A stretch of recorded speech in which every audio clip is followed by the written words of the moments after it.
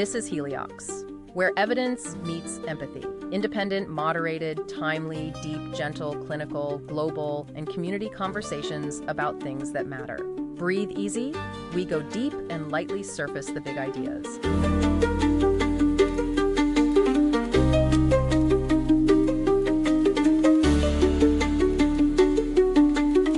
Ever get sucked into a book, Yeah.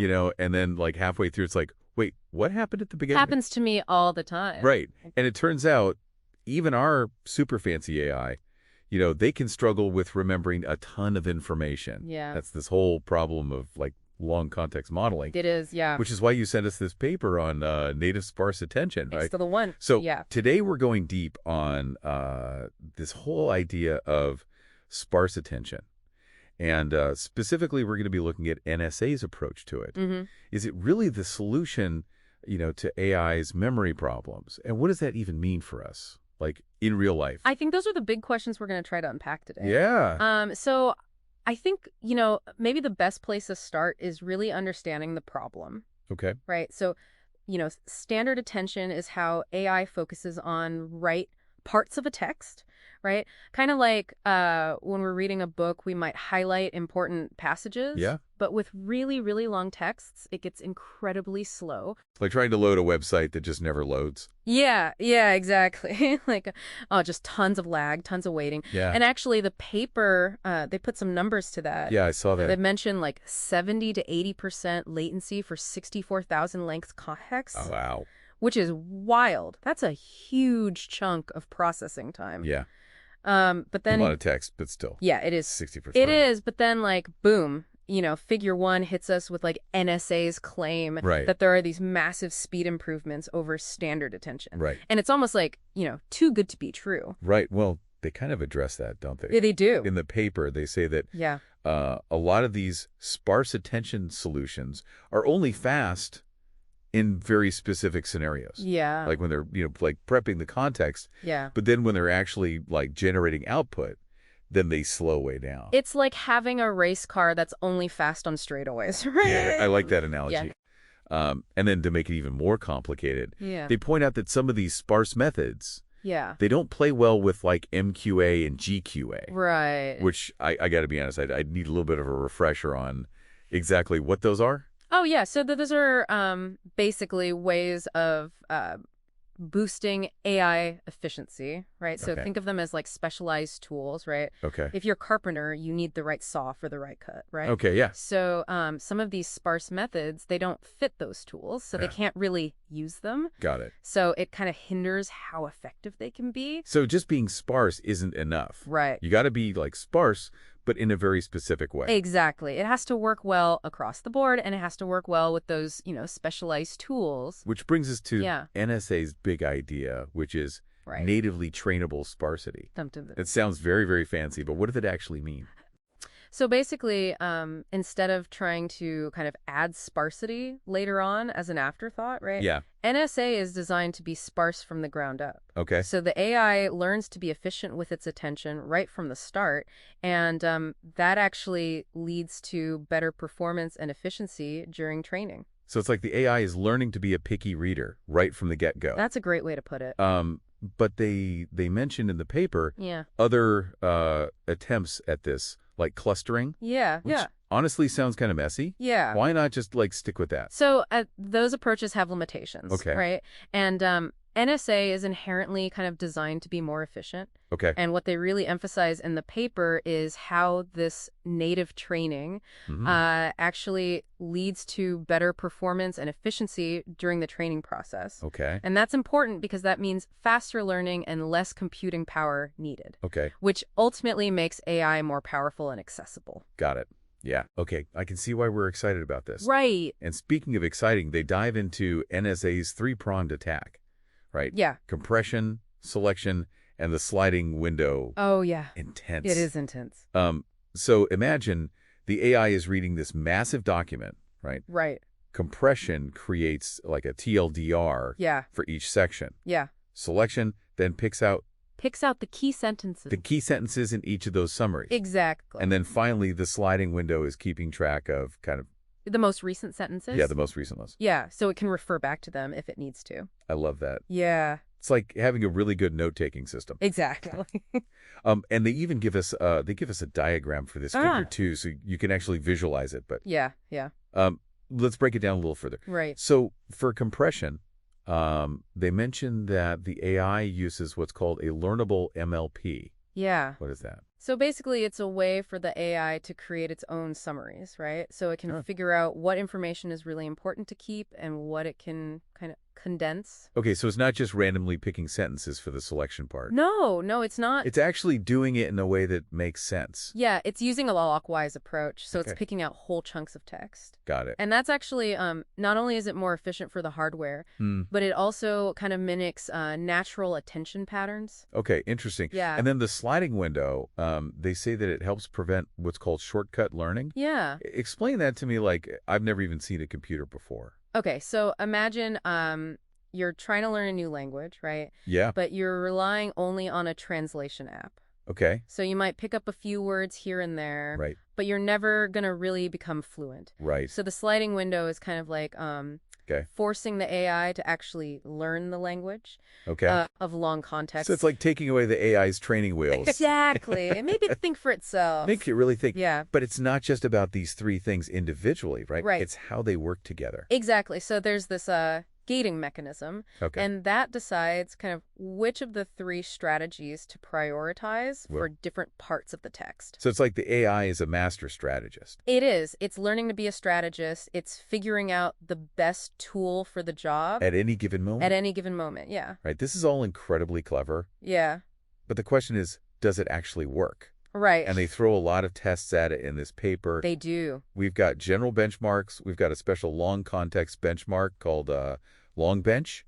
And we even got some A&E math problems. Yeah. Yeah. They threw the whole kitchen sink at it. Wait, those are those crazy hard math problems Yeah. for like the super smart high school kids? Yeah. Oh, wow. Yeah. And what do we see? Does it pan out? So the highlight reel, right? Yeah. Shows NSA beating full attention in a lot of these tests, Okay. especially the ones that involve long context and kind of complex reasoning. Interesting. Yeah. There's that needle in a haystack test. Yes. Figure yes. 5, yeah. Where the AI had to find a specific piece of information Yeah. buried in a ton of text. Yeah. NSA found it perfect. I found it perfect. But I feel like there's always a but. There's always a but. There's got to be. Yeah. There's more to the story. Okay. And it involves kind of getting into the nitty-gritty of how they made NSA actually work so efficiently on GPUs. Okay, hold that thought. Okay.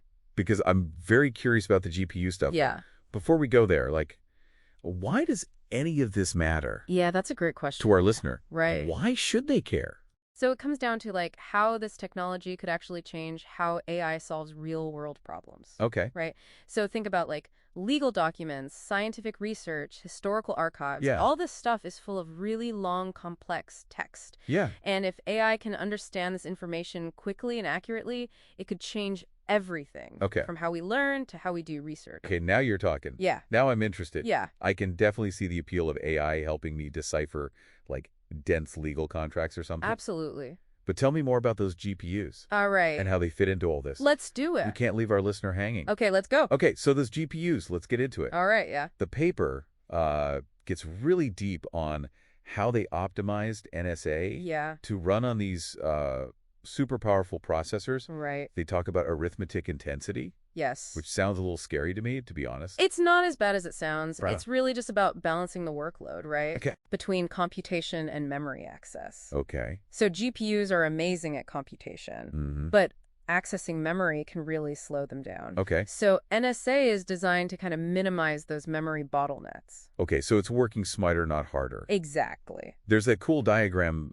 figure 3, right? Yeah. That shows how they optimize those queries. Yeah, the queries, yeah. It's like it reminded me of like a team working together really well. That's a great analogy. Right, where everything just flows smoothly. Yeah, where everyone's in sync Yeah. and it works, right? Yeah. So they get these awesome results, like up to 9 times faster training Wow. and like a crazy 11.6 times faster decoding for those long sequences. That's insane. I mean, Yeah, it's huge.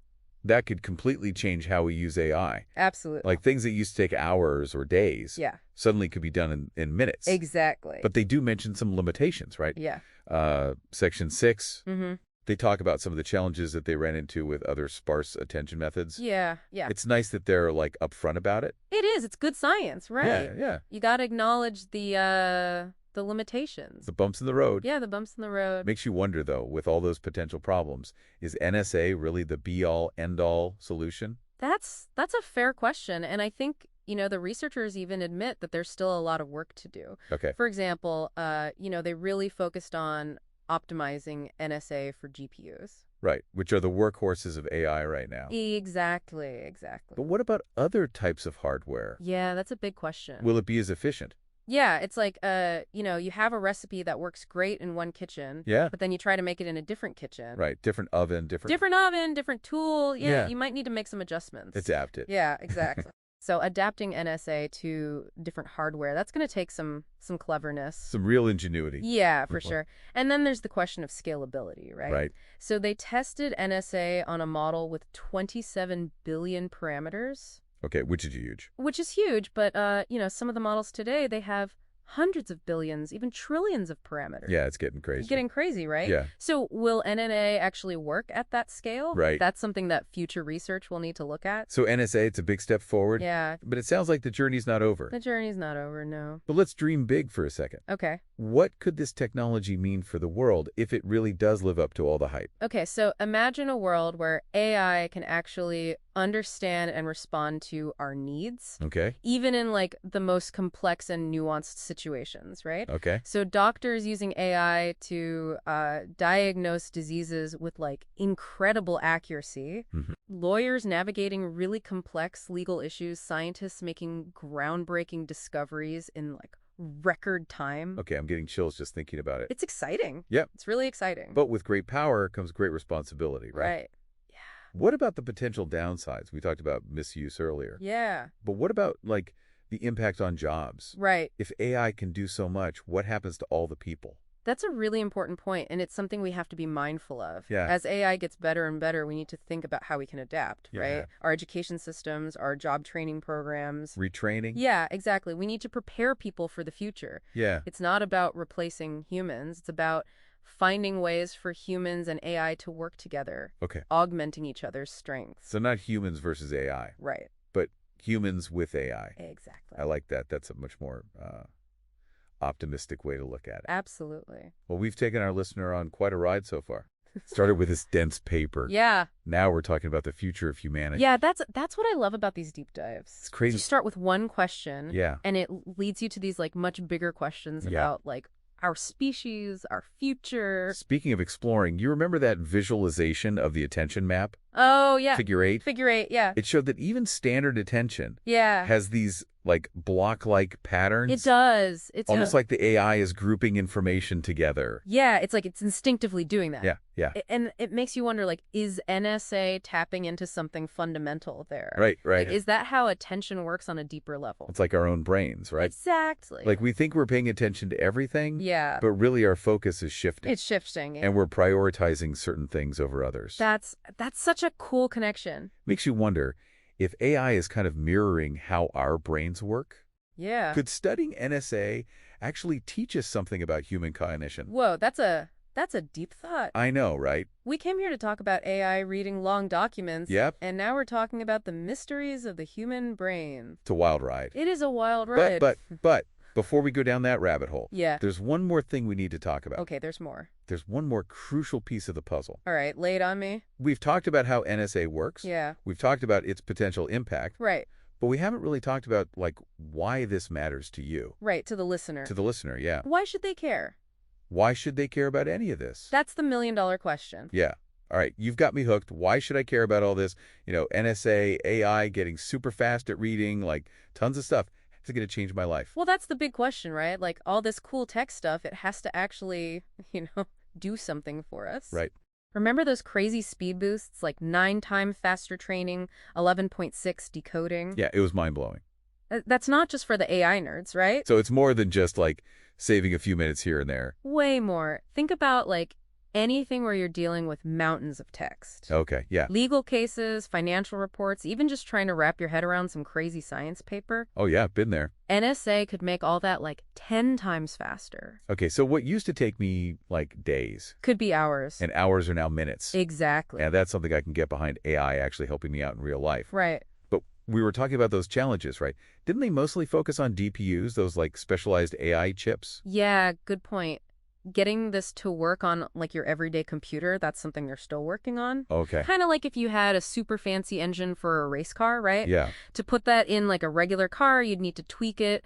Same idea, but the details are tricky. So there's work to do, but let's say they figure it out. NSA's everywhere. What's that world look like? Imagine AI assistants that actually get what you need, even when it's complicated. Okay. They can read all those long documents, summarize stuff from everywhere, and give you advice that actually makes sense. So like a doctor, they could look at, like, your entire medical history, all the latest research, and figure out what's wrong way faster. Exactly. That's kind of wild. It is. It's like having your own research team, just like there whenever you need them. Okay, but what about, like, creative stuff? Writers, artists, music, is it there too? Oh, absolutely. Imagine an AI that's read all of Shakespeare or listened to every Beethoven symphony, Wow. and then it helps you write or compose or paint something totally new but inspired by the greats. That's a little scary too, to be honest. Yeah, This stuff is advancing so fast. it is. It's exciting, but also, like, what about jobs? If AI can do all this, where does that leave us? You're right to ask that. It's something we got to be smart about. As AI gets better, we got to change how we teach people, how we train them for jobs. Like retraining and stuff? Exactly. This isn't about AI taking over. It's about figuring out how people and AI can work together. So not us versus AI. Right. But us with AI. That's the idea. Okay, I like that way better. Yeah. AI should be a tool that helps us, not something that, like, replaces us. It's all about using it responsibly, right? Shouldn't have said it better myself.